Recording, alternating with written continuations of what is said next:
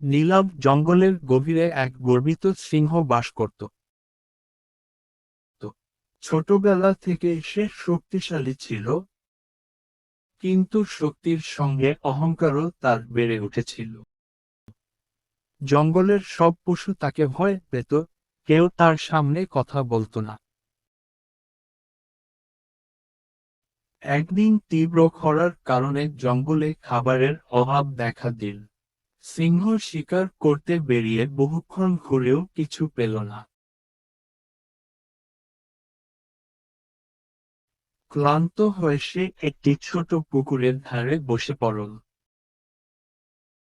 ঠিক তখনই একটি দুর্বল হরিণী এগিয়ে এসে বলল, আমরা চাইলে একে অপরকে সাহায্য করতে পারি। সিংহ প্রথমে অবাক হলেও হরিণীর কথায় ভাবল। সে বুঝল যে শুধু শক্তি নয়, সহমর্মিতাও জরুরি। পরদিন সে জঙ্গলের সব প্রাণীকে ডেকে বলল, আমরা একসঙ্গে থাকলে এই কঠিন সময় পার করতে পারব। সবাই মিলে জল খুঁজে বের করল, খাদ্য ভাগ করে নিল। সিংহ নিজের অহংকার ছেড়ে সহযোগিতার মূল্য শিখল।